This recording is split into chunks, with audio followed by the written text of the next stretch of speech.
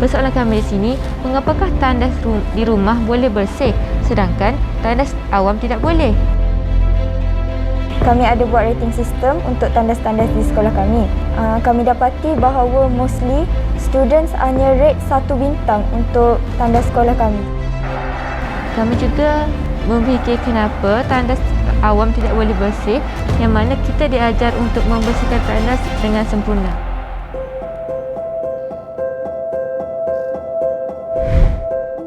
Assalamualaikum dan salam sejahtera. Bersama saya Cikgu Amin Hussein dalam episod terbaru Majalah Didik. Episod kali ini kita akan membincangkan tentang kebersihan tandas. Sebelum kita melihat The School Toilet Project dari Sekolah Menengah Sains Pasir Putih, Kelantan, apa kata kita tengok dulu montaj ini.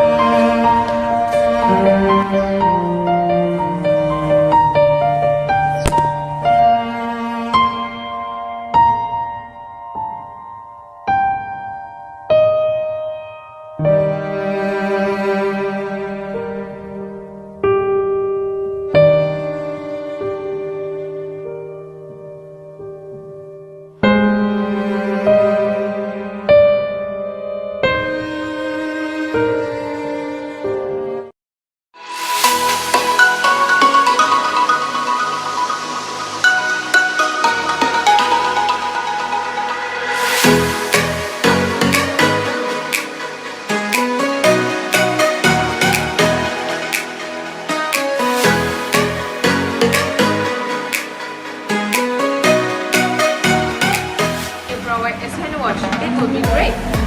The toilet in our mosque is so smelly.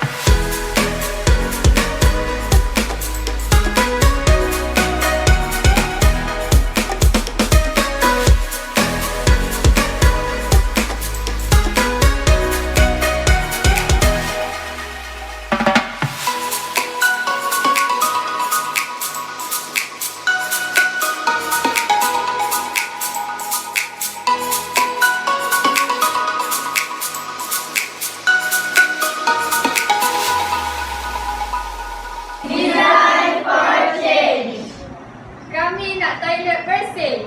Kami nak toilet wangi yang selesa digunakan. Tahukah anda, isu kebersihan tandas bukanlah satu isu baharu di Malaysia.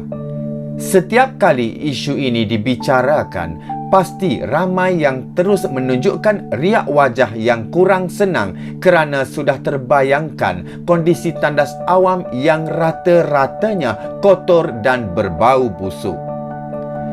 Kadangkala yang sudah melangkah masuk ke dalam tandas awam pun boleh berpatah balik kerana terbantut hajatnya. Malah, Tidak lama dahulu, mantan Perdana Menteri Malaysia yang berhormat Tun Dr. Mahathir Mohamad pernah mengetengahkan isu secara meluas dalam usaha meningkatkan kesedaran masyarakat terhadap kebersihan.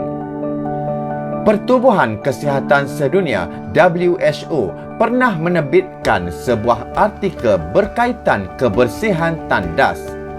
Menurut data yang mereka kumpulkan, masih terdapat kira-kira 2 bilion orang yang masih tidak dapat menikmati sistem sanitasi dan tandas yang sempurna. Dalam jumlah tersebut, lebih 670 juta orang masih memilih untuk membuang air di tempat terbuka seperti semak samun dan punca air. Menyedari situasi ini, murid dari Sekolah Menengah Sains Pasir Putih melancarkan projek kebersihan tandas sekolah mereka dalam usaha meningkatkan kesedaran dari peringkat awal.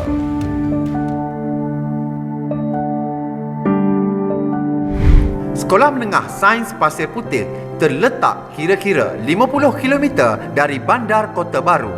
Sekolah ini ditubuhkan pada tahun 1998. Kini, sekolah tersebut mempunyai 520 orang murid di bawah pimpinan pengetua Puan Noriha Mohamad. Buat pengetahuan anda, sekolah berasrama penuh perempuan ini terkenal dengan kebitaraan dalam bidang inovasi.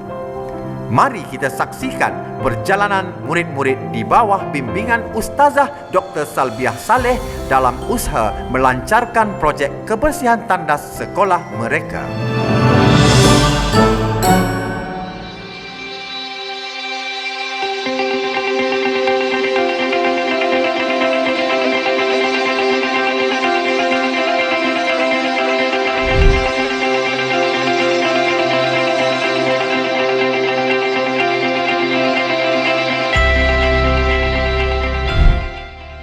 Kami berempat telah dipilih oleh Ustazah Salbiah pada tahun 2019 untuk sertai workshop DFC. Pada masa itu yang mana terbuka untuk 15 tahun dan ke bawah. Kami memilih Sarah pada masa itu yang berusia 13 tahun sebagai pelapis untuk meneruskan projek kami setelah kami keluar pada sekolah. Pada masa itu, kami diberi tugas untuk memilihkan satu tempat dan menyertakan satu isu mengenai tempat tersebut. Menurut pembincangan kami telah bersetuju untuk memilih isu kebersihan tandas kerana kami tidak berpuas hati akan kebersihan tandas awam.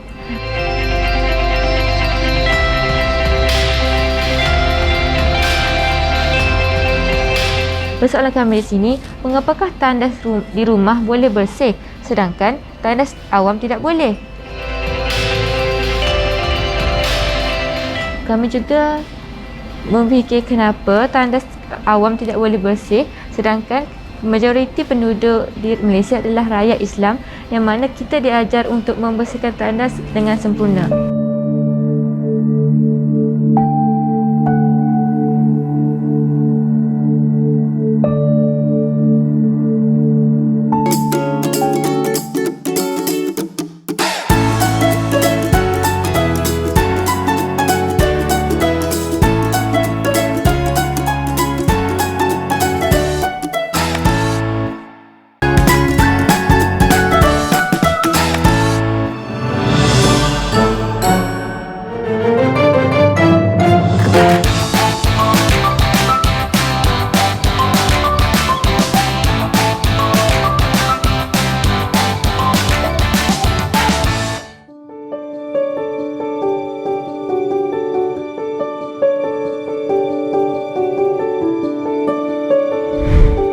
Bila kami dah memilih isu toilet, saya mula melayari laman web dan juga media sosial untuk saya tengok apakah concern rakyat kita tentang public toilet, dan saya jumpa banyak sangat artikel mengenai public toilet dan mereka komplain public toilet tak sebersih seperti di mall-mall besar dan tak mencapai standard. Saya terperanjat, saya baru tahu toilet sebenarnya ada standard. Jadi saya mula melayari laman web dan saya terjumpalah World Toilet Organization dan ya betul, mereka telah menetapkan beberapa standard untuk toilet awam seperti perlu diterangi dengan baik dan tandas perlu kering dan perlu berbau wangi. Jadi daripada situlah baru saya tahu bahawa toilet kita sebenarnya ada standard-standard tertentu supaya toilet itu boleh diiktiraf sebagai toilet yang bersih dan selamat digunakan.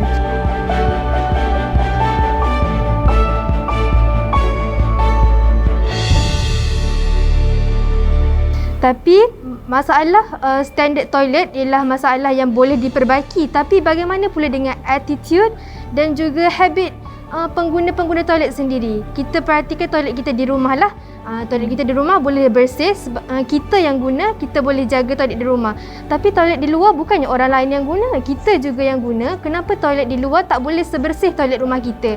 Sedangkan kita mahukan keselesaan yang sama waktu kita gunakan toilet di luar.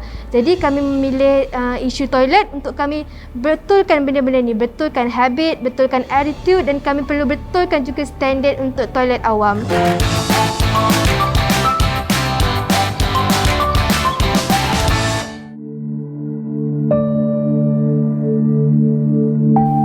Selepas kami mendalami isu ini, kami tahu bahawa setiap tandas yang ada perlu memiliki ciri-ciri yang ideal dan juga bersih. Oleh itu, kami membuat sistem rating dan juga mengagihkan kuesioner kepada semua pelajar di sekolah kami kerana mereka yang menggunakannya. Hasil dapatan tu, kami tahu bahawa mereka sangat tidak berpuas hati dengan keadaan tandas di sekolah kami. Selain itu, kami juga melawat tandas di persekitaran Bandar Pasir Putih dan juga Jeram Pasu. Realitinya, kami tahu bahawa tandas awam sangat teruk. Jadi, kami sedar bahawa kami perlu mengambil langkah dan solusi yang sewajarnya untuk mengatasi masalah ini.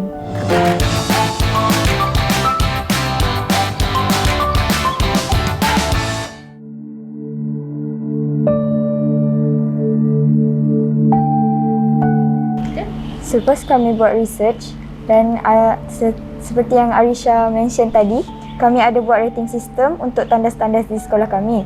Dan kami dapati bahawa mostly students hanya rate 1 bintang untuk tandas sekolah kami. Jadi mereka sangat tidak berpuas hati tentang tahap kebersihannya. Jadi kami pun mendalami lagi masalah mereka. Kami tanya mereka melalui kuesioner bagaimana toilet ideal yang mereka mahukan di sekolah kami. Jadi, kami pun mengambil pendapat mereka itu, kami come up with 5 steps untuk tingkatkan kebersihan di tandas sekolah kami. Step pertama, kami buat research yang sekolah kami di dalam tandas itu kurang toilet cleaning products.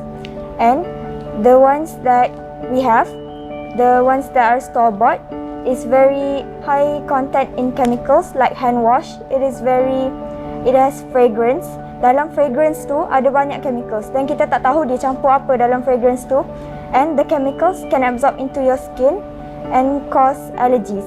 So we made our own DIY hand wash using glycerin and warm water, and we also made a DIY toilet cleaning cloth.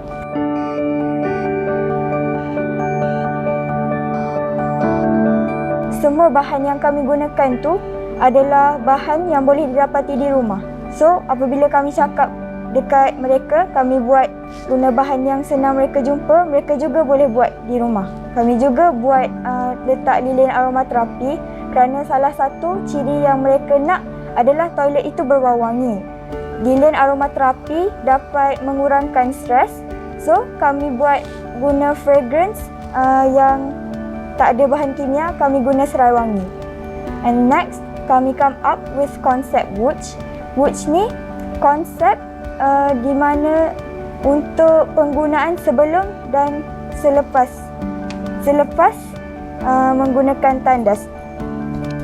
Wooch, yang pertama, W, wash, is wash your hands before using the toilet. Use the toilet adequately. Number 3, clean the toilet, clean yourself after using. Number 4, toilet is clean the toilet after you use. And number 5 is hygiene. Hygiene is washing your hands after using the toilet. And then step ketiga, kami bagi talk kepada students, iaitu kami namakan talk tersebut Bye Bye Germs, Hello Comfort. Kami kenalkan kepada mereka konsep WUCH kerana mostly mereka bukannya tidak tahu cara untuk menggunakan toilet dengan betul, tetapi mereka lupa. Jadi kami peringatkan mereka semula dengan memperkenalkan konsep ini yang senang untuk diingati.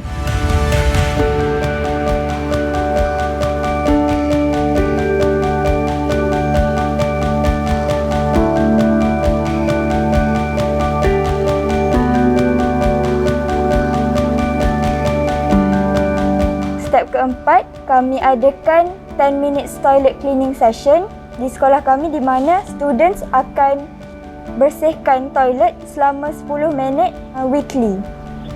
Dan apabila mereka sendiri yang buat kerja-kerja bersihkan toilet tersebut, dalam hati mereka tu terbit rasa nak jaga toilet tu.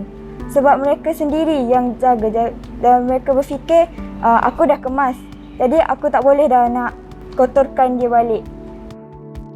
And kami juga telah mengambil 2 tandas di sekolah kami, iaitu tandas di Day 1 ini sebagai tandas benchmark, di mana kami hias, kami letak frame gambar untuk jadikan dia lebih ceria, kami letak lilin aromaterapi kami letak hand wash, dijadikan sebagai penanda aras untuk tandas-tandas di sekitar sekolah kami. Dan hasil daripada 2 tandas ini dijadikan benchmark.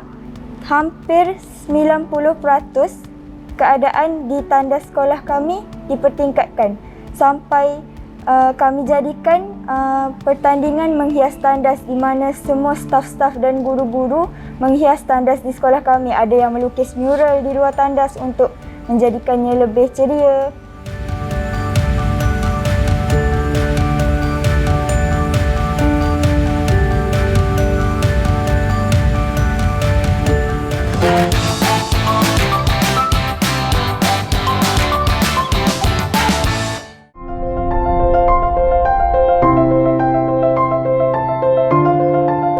Untuk meneruskan projek kami mula mengkongsikan projek ini di 3 tempat, iaitu di sekolah rendah, di mana kami pergi ke sekolah rendah kebangsaan Padang Pak Ahmad, kemudian kami pergi ke Tadika Padang Pak Ahmad, dan ketiga kami pergi ke Bazar Ramadan, di mana kami bertemu dengan golongan dewasa. Kami pergi ke sekolah rendah dan sekolah Tadika untuk mengajar kanak-kanak bagaimana cara penggunaan yang betul mengikut konsep yang telah kami ciptakan, iaitu konsep WUCH ini, di mana W, wash, use, clean, toilet and hygiene. Di sana kami juga mengajar mereka cara-cara membuat produk kami, iaitu kami ajar mereka bagaimana untuk membuat toilet bowl mereka sendiri, supaya mereka boleh membersihkan tandas-tandas di rumah mereka menggunakan produk kami yang mana bebas bahan kimia. Kami pergi ke sana supaya kami dapat mengajar kanak-kanak sejak dari kecil lagi bagaimana mereka boleh menjaga tandas dengan bersih dan kepentingan menjaga tandas, kerana kita tahu pelentau boleh biar lari rebungnya. Kemudian setelah kami pergi mengajar kanak-kanak, kami juga berjumpa dengan golongan dewasa di Bazar Ramadan untuk mendapatkan idea-idea dan cadangan daripada mereka. Menurut hasil dapatan kami dapati bahawa ramai dewasa bersetuju dengan dan menyokong projek kami ini. Namun, mereka juga menyuarakan pendapat mereka tersendiri. Mereka mengatakan bahawa mereka sudah lama tidak berpuas hati tentang kebersihan tandas awam di sekitar Pasir Putih. Namun, tiada seorang pun yang mengambil tindakan atau menyuarakan pendapat mereka tentang tandas ini. Dan masalah ini tidak dipedulikan oleh orang lain. Seterusnya, akibat penularan pandemik COVID-19, kami sudah tidak boleh lagi pergi keluar. Oleh itu, kami mula mengkongsikan idea kami menerusi platform secara dalam talian. Kami mula melakukan online meeting menggunakan platform Google Meet, di mana kami dapat mengkongsikan idea kami dan konsep-konsep dan produk-produk kami kepada pelajar dan guru-guru di sekitar Pasir Putih.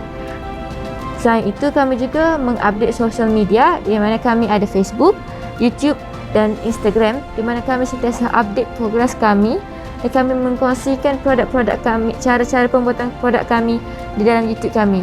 Kami juga mengupload perkongsian kami menulis Google Meet ke dalam YouTube kami. Dan kami amat gembira apabila mendapat tahu video DFC kami yang pertama sekali diupload telah mencapai sebanyak 6,000 tontonan.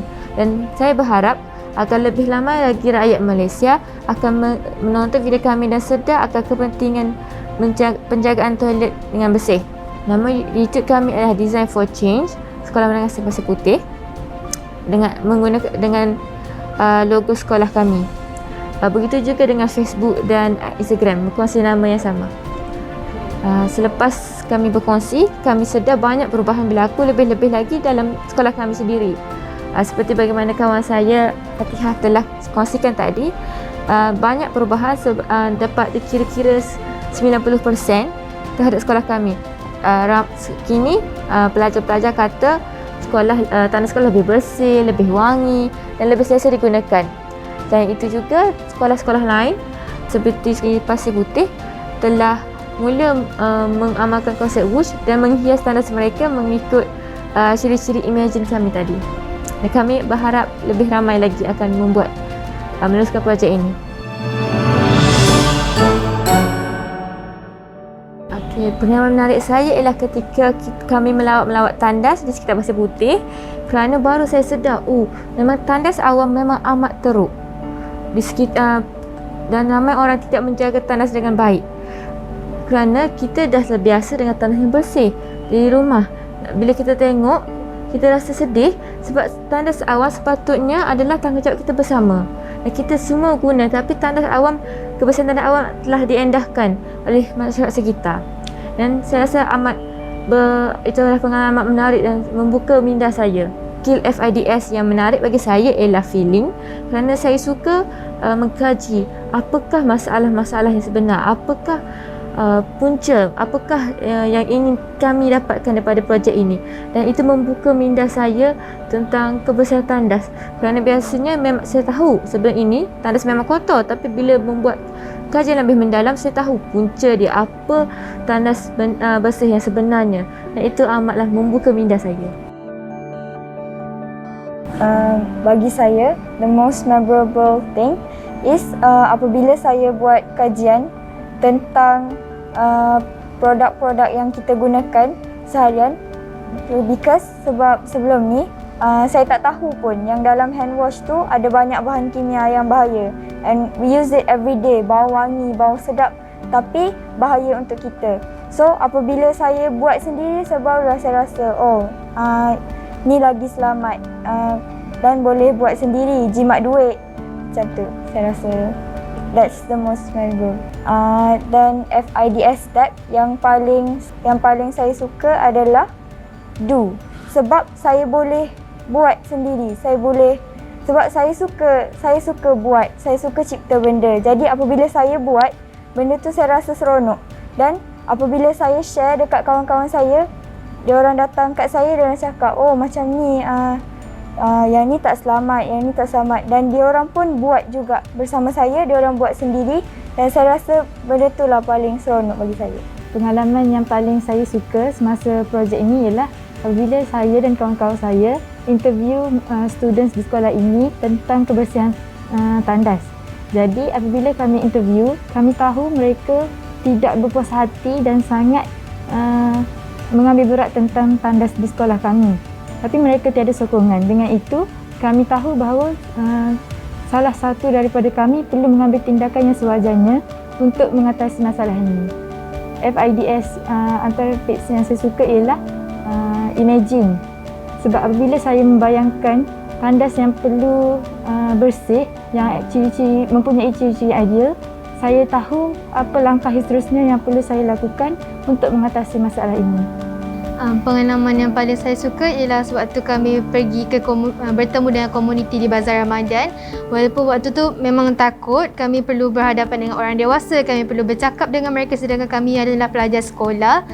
Tapi saya rasa itu pengalaman yang berguna sebabnya kami juga dapat meluangkan masa bersama-sama. Jadi itu adalah antara pengalaman yang berharga lah. Dan FIDS tab yang saya paling suka ialah sharing, sebab sharing memerlukan saya untuk bercakap.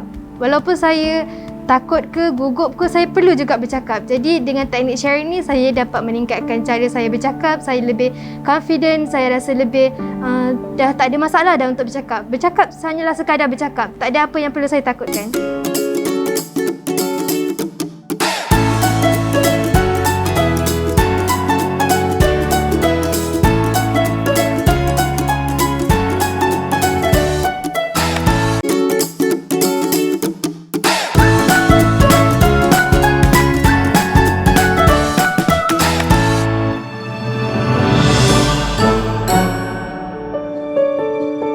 Saya Salbiah binti Muhammad Saleh. Saya merupakan guru pendidikan Islam di Sekolah Menengah Sains Pasir Putih. Sebenarnya saya baru masuk sekolah ni pada tahun 2018 dan ini adalah tahun ketiga saya berada di Sekolah Menengah Sains Pasir Putih. Sebelum ni saya berkhidmat di Kuala Lumpur, SMK Taman Melawati. Sejarah saya dengan DFC, sebenarnya saya merupakan penyelaras tingkatan sewaktu pada tahun 2018, penyelaras tingkatan 2, dan apabila mendapat surat DFC mengatakan saya perlu hantar sekumpulan pelajar tingkatan 2 untuk ke satu program yang mana saya tak tahu pun program apa. Jadi saya buat pemilihan melalui pelajar yang paling cemerlang akademik.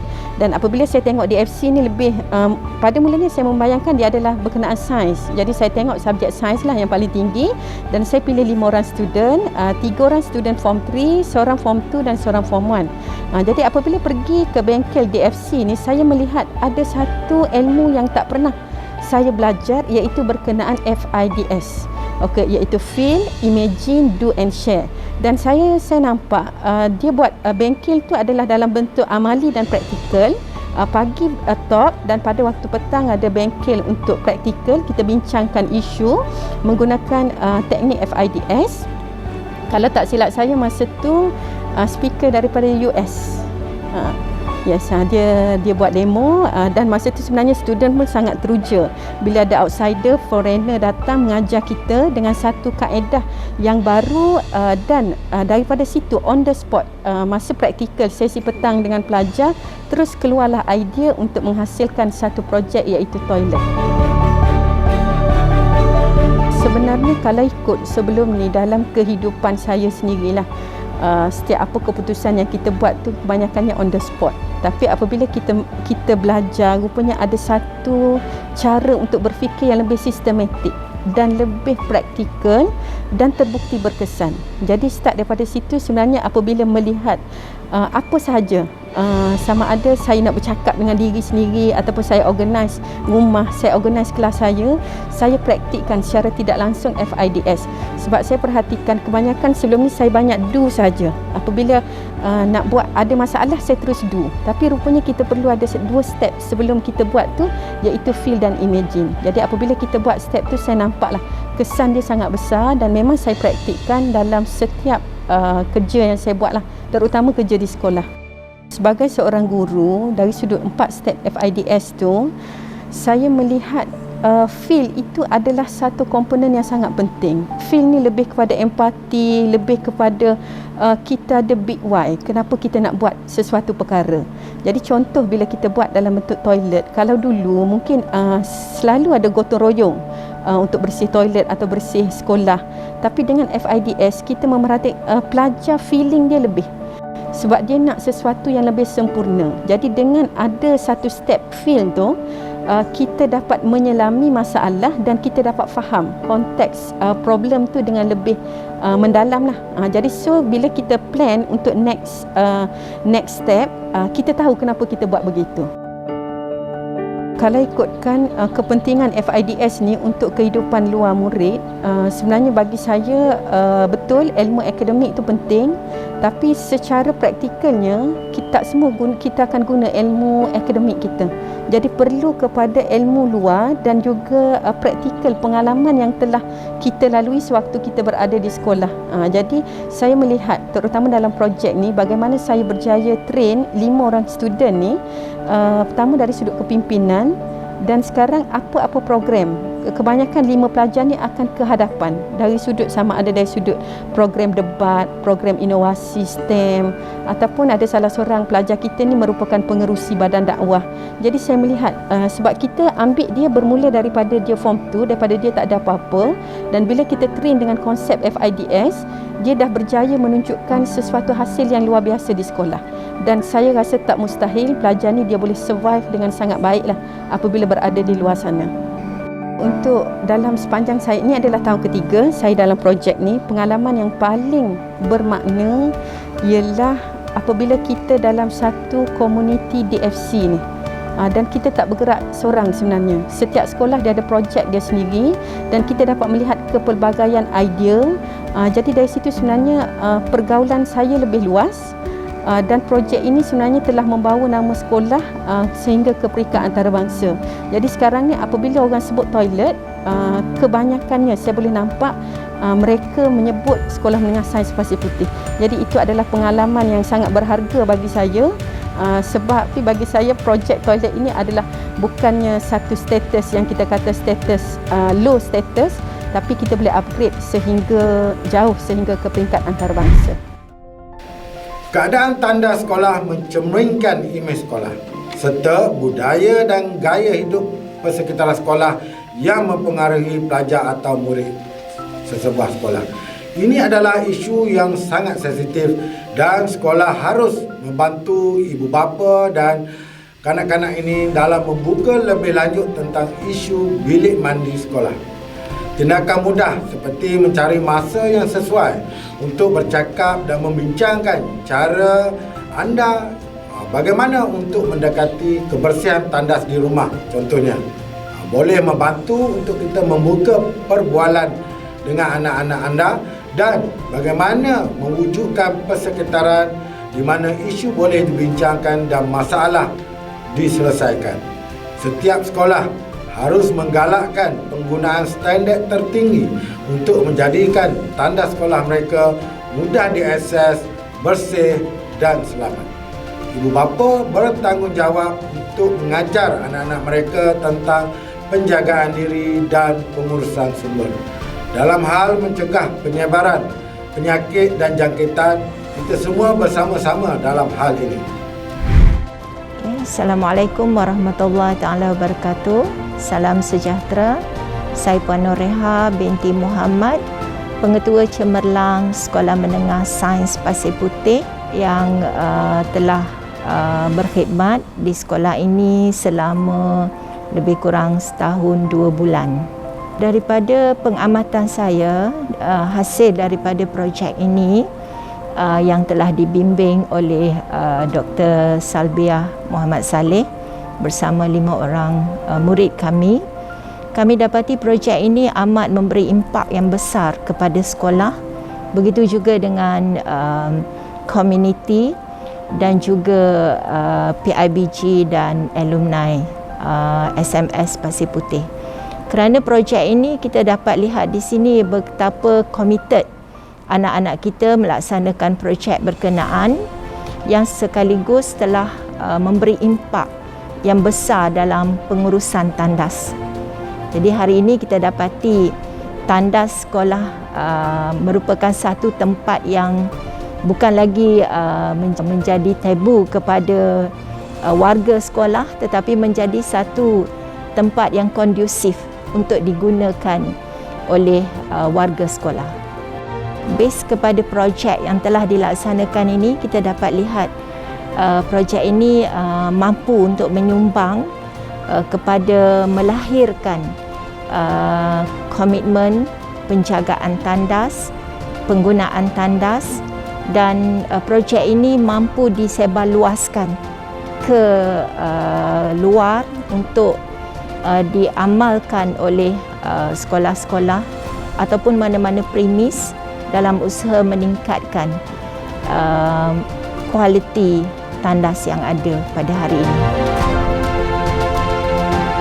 Kalau kita lihat kepada projek yang telah dilaksanakan, kita dapat lihat murid-murid yang terlibat ini mampu untuk menjadi pemimpin yang baik dalam usaha membina atau membawa satu projek kepada skop yang lebih luas, dan di sini kita dapat terapkan ciri-ciri kepimpinan as a leadership ataupun sebagai pemimpin dalam usaha melahirkan atau menghasilkan satu projek yang berkesan kepada sekolah.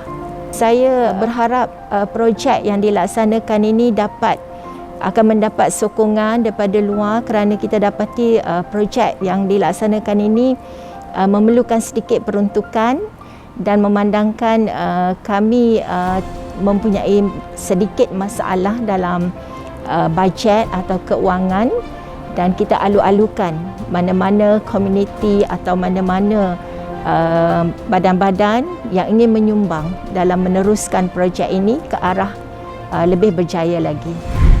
Nama saya Nur Asma binti Haji Muhammad Saleh, merupakan guru Bahasa Melayu di Sekolah Menengah Sains Pasir Putih. Saya merupakan guru cemerlang di sekolah ini dan telah berkhidmat selama 20 tahun. Saya dalam projek ini, saya selaku penolong sebagai guru pembimbing kepada anak-anak pelajar DFC, terutamanya dalam pembinaan dari segi pembuatan projek dan juga sharing dengan sekolah-sekolah di luar sana.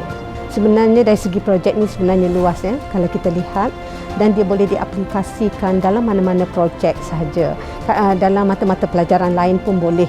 Sebab kalau kita tengok apabila pelajar, kalau misalnya dia betul-betul memahami FIDS, maknanya mereka akan boleh aplikasi bukan sahaja sebagai seorang pelajar, dan apabila dia berada di luar sana sebenarnya mereka akan menjadi seorang pimpinan yang cukup hebat. Sebab apabila melihat kepada apa-apa sahaja isu ataupun situasi, mereka akan lebih berfikir terlebih dahulu, mereka akan merancang dan barulah mereka akan bertindak. Sebenarnya impak kepada pelajar amat ketara apabila kita melihat terutamanya pelajar yang menyertai projek ini.